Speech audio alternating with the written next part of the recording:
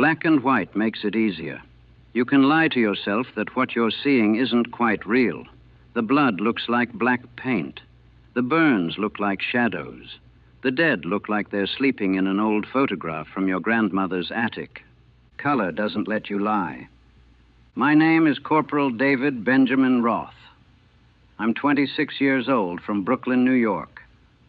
Before the war, I worked for my uncle's photography studio. Weddings, bar mitzvahs, family portraits. Nice work, happy work.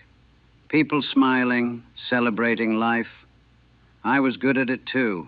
Had an eye for composition, for light, for capturing the moment that mattered. The Army saw a photographer on my enlistment papers and figured they could use that. Signal Corps, they said. Combat photography. Document the war for history, for intelligence, for the folks back home. I thought it meant I'd be relatively safe. Behind the lines, taking pictures of generals and equipment and maybe some action shots from a distance. I was naive, and they trained us at the Signal Corps Photographic Center in Astoria, Queens. Ironic, I was training 5 miles from where I grew up. We learned the speed graphic camera, the IMO motion picture camera, how to develop film in field conditions, how to protect equipment from moisture and mud and blood. They taught us composition, lighting, exposure, how to tell a story in a single frame.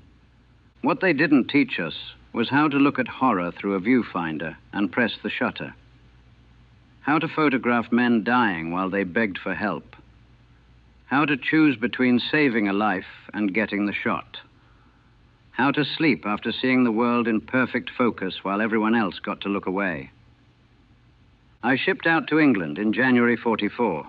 Got assigned to the 1st Infantry Division, the big red one, preparing for the invasion everyone knew was coming. I spent months photographing training exercises, equipment inspections, soldiers writing letters home.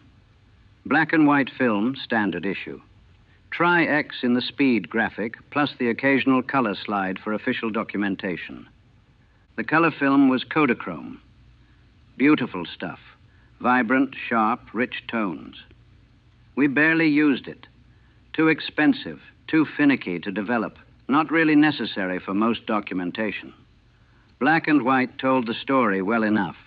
Black and white was what people expected to see in newspapers and official reports. Black and white kept things distant, clinical, acceptable. Then came D-Day. June 6th, 1944. Omaha Beach, H hour +2. I went in with the second wave.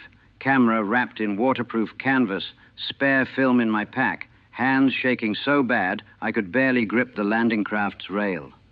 The ramp dropped, and I saw hell for the first time. Bodies floating in the surf, men cut in half by machine gun fire, intestines spilling onto wet sand.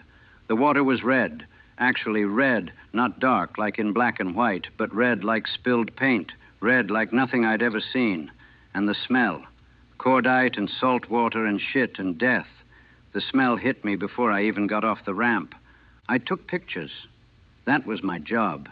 Raised the speed graphic, focused, shot. Raised, focused, shot. The shutter clicking felt obscene. This tiny mechanical sound in the middle of apocalypse. Men screaming, dying, calling for medics, calling for their mothers. And I'm clicking a shutter, documenting, recording, bearing witness from behind 4 pounds of metal and glass.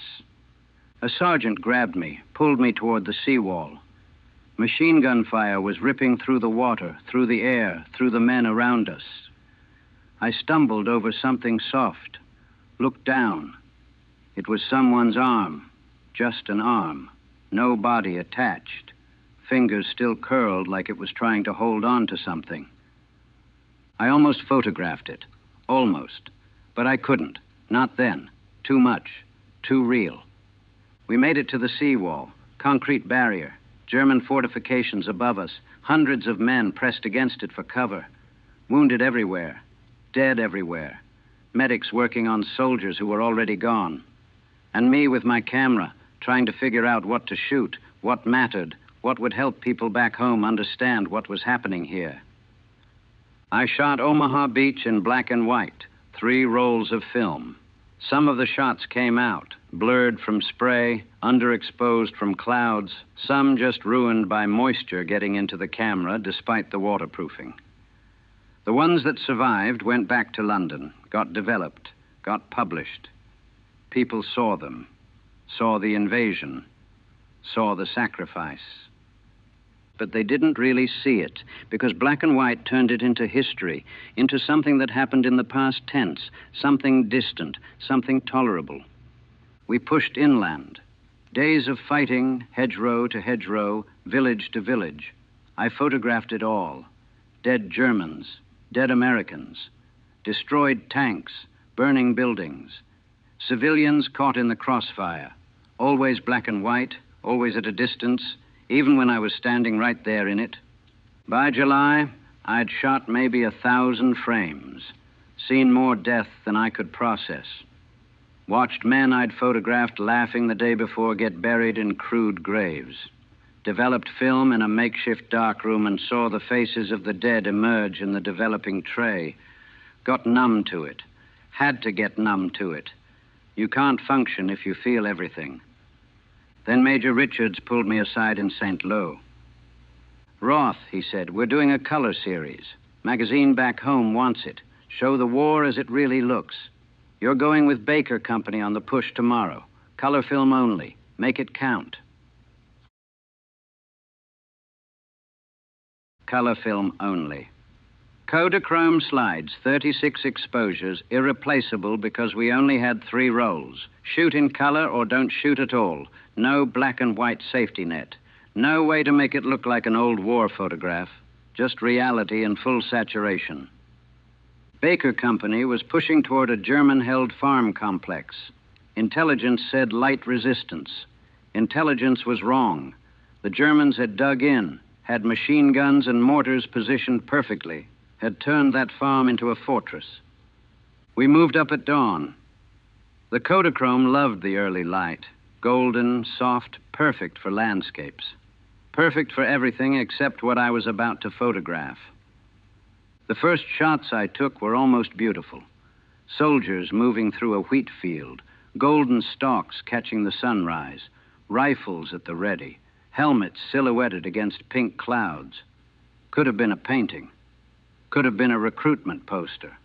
War looking noble and pure and right. Then the mortars started. The first one landed in the middle of the formation. The explosion was orange and yellow and brown, earth and fire mixing together. When the smoke cleared, there were 3 men down. I raised my camera, focused, and through the viewfinder, in perfect Kodachrome color, I saw what a mortar does to a human body. The blood wasn't black. It was red, bright red, arterial red, red like finger paint, red like lipstick, red like nothing I'd seen in black and white. It was pooling in the golden wheat, soaking into the green grass, splattered across another soldier's face in these precise, terrible drops.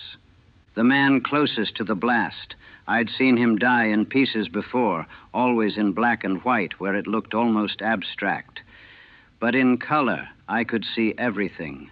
The pink of exposed muscle, the white of bone, the purple of bruised tissue, the colors of a human being torn apart, rendered in perfect Kodachrome fidelity. I took the shot. My hands were shaking, but I took the shot. That's what I was there for. Document, record, witness. We pushed forward, more mortars, machine gun fire. Baker Company was taking casualties, falling back, regrouping, pushing again, and I was photographing it all in color. Every frame showed something black and white had hidden. The yellow muzzle flash from a rifle, the blue tint of a dead man's lips, the green of a soldier's face before he vomited from fear, the brown of mud mixed with blood that looked nothing like the gray mud in black and white. A private named Chester got hit in the throat by shrapnel. He went down hard, hands clutching at the wound, blood, so much blood, pouring between his fingers.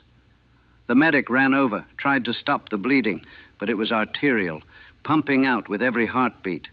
The medic's hands were covered in it. His uniform was soaked, And the color, the red against the olive drab, against the white of the bandage, against the pale skin of Chester's face as he bled out. It was obscene, pornographic, too real to process. I photographed it, clicked the shutter 3 times as Chester died, got the sequence. The medic working frantically, Chester's eyes going distant. The final moment when he stopped moving and became just meat in a uniform. The medic looked up at me, saw the camera. His face, I can still see it, this mixture of rage and betrayal and disbelief. "You're fucking taking pictures?" he screamed. "Put that fucking thing down and help." I stood there, camera in one hand, my purpose in one hand, and in the other hand, nothing, because I wasn't a medic. I was a photographer. My job was to document, not to participate, to record, not to intervene. That's what they'd told us. That's what I'd believed. But Chester was dead, and I had 3 photographs of him dying, and those photographs were in color, and I would never be able to pretend I hadn't seen exactly what death looked like when it wasn't hiding in grayscale. We took the farm complex by noon. Cost us 14 dead, twice that many wounded.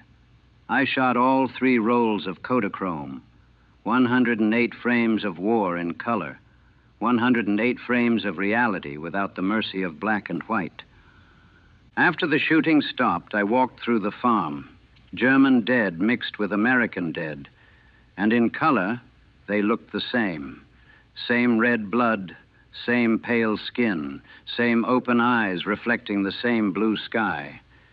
The uniforms were different colors, field gray versus olive drab, but the bodies were the same. Young men, dead, sprawled in positions no living person would choose. There was a barn the Germans had used as an aid station. I went inside. Wounded men, both sides, lying on straw. The straw was soaked through with blood, not black blood from a black and white photo, red blood. Bright, fresh, real. Some of it still wet, some of it drying to brown, some of it mixed with other fluids, yellow pus, clear plasma, things I couldn't identify. A German kid, couldn't have been older than 18, was dying in the corner. Gut wound. No hope. He was conscious, whimpering, calling out something in German I didn't understand, probably calling for his mother. They all call for their mothers at the end. I raised the camera, Kodachrome slide film, perfect color rendition, state-of-the-art photographic technology. Through the viewfinder, I could see his face in perfect detail, the pallor of shock, the sweat on his forehead catching the light from the barn door, the way his lips were turning blue, the pool of blood spreading under him, not black, not gray, but red and brown and terrible. I didn't take the shot, couldn't, lowered the camera, sat down next to him instead. He looked at me, this enemy soldier, this kid who'd been trying to kill me an hour ago, and reached out his hand. I took it, held it while he died. It took 20 minutes. 20 minutes of him whimpering and bleeding and slowly leaving the world while I held his hand and his blood soaked into my pants, and I didn't take a single photograph. When he finally went still, I left the barn. Outside, the sun was shining. It was a beautiful day. Birds were singing. The sky was blue, and the trees were green, and the corpses were scattered across a pastoral French farm in perfect Kodachrome color. A lieutenant found me sitting against a wall, staring at nothing. "You get good shots?" he asked. I looked at him, thought about Chester dying with my shutter clicking, thought about the German kid's hand going cold in mine, thought about the 108 frames of color film in my pack, each one showing war without the mercy of distance. "Yeah," I said, "I got them." They sent the film back to London for processing. Kodachrome had to go to a special lab. Complicated process, had to be done right. Took 3 weeks. 3 weeks of me shooting black and white again. Grateful for it. Grateful for the abstraction. Grateful I didn't have to see the real colors anymore. When the slides came back, they were perfect, technically perfect, Sharp, well exposed, properly saturated. The magazine loved them. Published a spread, "The War in Color, Reality of Combat." People back home saw them, saw what war really looked like when you couldn't hide behind grayscale. I never looked at them. Couldn't. Still can't. I know what's in those slides. Don't need to see them again. They're filed somewhere in the Army's archives now. Historical documents, evidence, proof that war is exactly as terrible as it looks when you photograph it in color. They wanted more. Of course they wanted more. The color spread had been popular, had shown the reality of war, had helped with morale somehow. Don't ask me how. So they gave me more Kodachrome, told me to keep shooting in color, document the push across France, into Germany, all the way to Berlin if I made it. I tried. God help me, I tried. Took my camera and my color film and went out with the infantry, with the armor, with the engineers. Shot battles and aftermath and everything in between. Each frame in perfect color. Each frame showing what black and white had hidden. It broke me. Not all at once. Gradually. Frame by frame. Each color photograph taking a piece of me until there wasn't much left. Because when you see war in black and white, you can tell yourself it's history. It's a photograph. It's already over. But color makes it present tense. Color makes it now. Color makes it real in a way that black and white never does. I photographed a soldier who'd been hit by a flamethrower. His skin wasn't gray or black. It was red and pink and white and yellow, blistered, peeling. The Kodachrome captured every detail, every shade of burn, every layer of destroyed flesh, every color of agony. I photographed a field hospital. The surgeons in their white coats that weren't white anymore, splattered with red and brown and yellow. The amputated limbs in a pile outside, pink and pale and purple with pooled blood. The faces of the wounded, green with nausea, gray with shock, blue with approaching death. I photographed liberated concentration camps. That's when I understood that color film was both a blessing and a curse. Because the world needed to see what we found there. Needed to see it in color so they couldn't deny it, couldn't look away, couldn't pretend it was just propaganda or exaggeration. The striped uniforms weren't just striped in black and white. They were blue and gray. The bodies weren't just dark shapes. They were yellow with jaundice, purple with bruising, white with starvation. The tattoos on their arms weren't just numbers. They were blue ink on pale skin, each one a person, a life, a soul. I took those photographs because they had to be taken, because someone had to witness, because the world had to see in full color what humanity was capable of doing to itself. But it cost me. Every frame cost me. My breaking point came in a town whose name I've forgotten. We'd taken it from the Germans, cleared it house by house. I was photographing the aftermath, damaged buildings, captured prisoners, celebrating civilians, routine stuff, end-of-battle documentation. I found a dead German soldier in a doorway, young, maybe 20, shot through the chest. His uniform was soaked with blood, red, bright, fresh. His eyes were open, staring at nothing, blue eyes. The Kodachrome caught that. Caught the blue of his eyes against the red of his blood, against the gray of the concrete. I raised the camera. Composed the shot.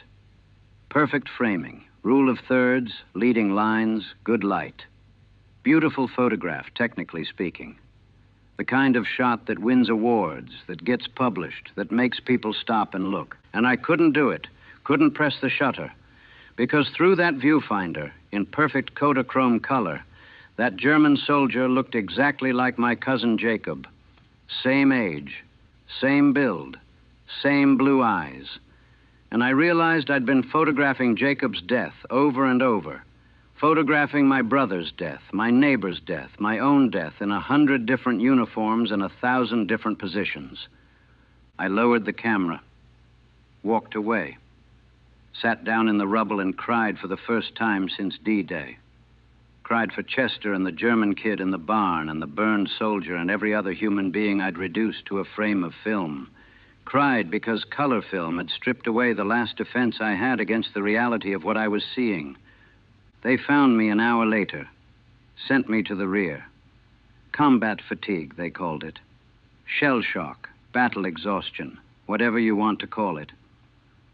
What it really was, I'd seen too much in too much detail, and my brain couldn't file it away anymore.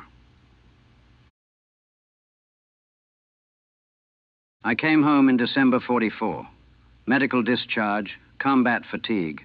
They gave me my camera back. I'd left it sitting in that rubble, walked away without it. Someone retrieved it, sent it along with my gear. It's in my closet now. Haven't touched it since I got back. Haven't taken a photograph since that day either. Can't. Because every time I look through a viewfinder, I see it in color. See Chester bleeding out. See the German kid dying in the barn. See the burned soldier, the amputated limbs, the concentration camp bodies. See it all in perfect, terrible Kodachrome color. My uncle wanted me to come back to the studio. Weddings, bar mitzvahs, family portraits, happy work. But I can't photograph happy people anymore. Can't frame their smiles and their celebrations knowing what I've framed before. Can't compose a shot knowing how to compose death. Can't press a shutter without hearing it click while Chester died. People don't understand. They see combat photographers in the newsreels, see the dramatic shots, think it's exciting, adventurous, important work documenting history. And it is important. Someone has to witness, has to record, has to show the world what war really is. But there's a cost. Every photograph takes something from you. Every frame you shoot is a moment where you chose to document instead of help, to witness instead of act, to preserve horror instead of preventing it. You tell yourself it matters, that the photographs will show people the truth, will prevent future wars, will honor the dead by not letting them be forgotten. Maybe that's true. Maybe my photographs did some good. The color spread apparently affected people, made them understand the reality of combat in a way black and white never did. Made them see that war isn't glorious or noble or clean, that it's blood and shit and young men dying in colors their mothers would recognize. But I can't look at those photographs. Can't face what I did, what I witnessed, what I preserved in perfect color fidelity while men died in front of me. Can't reconcile being a witness with being a human being. Can't figure out if I was documenting or participating, recording or enabling, honoring or exploiting. The medic who screamed at me when Chester died, I think about him a lot. He was right. I should have put down the camera, should have helped, should have been a human being first and a photographer second. But that wasn't my job. My job was to shoot, to document, to preserve. And I did my job. I did it well. And it destroyed me. I'm 26 years old. I've been back in Brooklyn for 3 months. Sleep maybe 4 hours a night. Can't go to the movies. Too dark, too confined. Triggers something. Can't read the newspaper. Too many photographs, too many memories. Can't explain to my parents why their son who left excited to serve his country came back unable to do the work he loved. The worst part is the color. I see it everywhere now. Can't stop seeing it. The red of a woman's lipstick becomes blood. The pink of rare meat becomes exposed muscle. The blue of a child's eyes becomes the blue of dying lips. Everything triggers it. Everything brings it back. Color everywhere, inescapable, unavoidable, showing me reality, whether I want to see it or not. Black and white was a mercy. I understand that now. It wasn't about technical limitations or film cost or artistic choice. It was about giving us distance, letting us pretend that what we were seeing wasn't quite real, letting us file it away as history, as something that happened in the past tense to people who weren't quite as vivid as us. Color strips that away. Color makes it immediate, makes it real, makes it impossible to look away or pretend or forget. The photographs I took in color will never fade for me. They're seared into my memory in perfect saturation, perfect exposure, perfect focus, perfect documentation of imperfect humanity destroying itself. I've thought about those photographs a lot. The ones archived somewhere, filed under my name, probably forgotten already.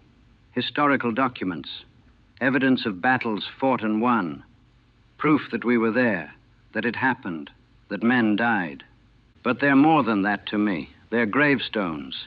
Each frame is a memorial to a moment when I chose to document instead of help, when I prioritized the shot over the subject, when I reduced human suffering to composition and exposure and color theory. Chester bleeding out while my shutter clicked. The German kid dying while I held his hand instead of photographing him. The only mercy I managed to grant. The burned soldier, the amputees, the concentration camp victims. All of them preserved in color. All of them impossible to forget. People thank me for my service, for documenting the war, for showing them the truth. They don't understand that the truth has a cost, that seeing too much in too much detail changes you. That color film doesn't just capture reality, it traps you in it, forever. Every frame a prison, every photograph a chain. This is what I want people to know about combat photography. It's not adventure, it's not excitement. It's bearing witness to the worst things humans do to each other and reducing those things to frames on film. It's choosing, over and over, to document instead of help, to preserve instead of prevent, to shoot instead of save. And when you do it in color, when you capture reality in full saturation without the mercy of black and white, you lose the ability to unsee it. You lose the distance. You lose the protective layer that lets you function after witnessing horror. I documented the war in color, did my job, showed people the truth, and now I can't escape it. Can't return to the work I loved. Can't look through a viewfinder without seeing death in perfect Kodachrome fidelity. The photographs exist. They're out there, archived, preserved, maybe even published still. Documentary evidence of war's reality. Historical record, important work. But I'll never look at them. Never pick up a camera again. Because I learned something that black and white had hidden from me. Some truths are too vivid to bear. Some realities are too sharp to witness. Some moments should never be captured in perfect color.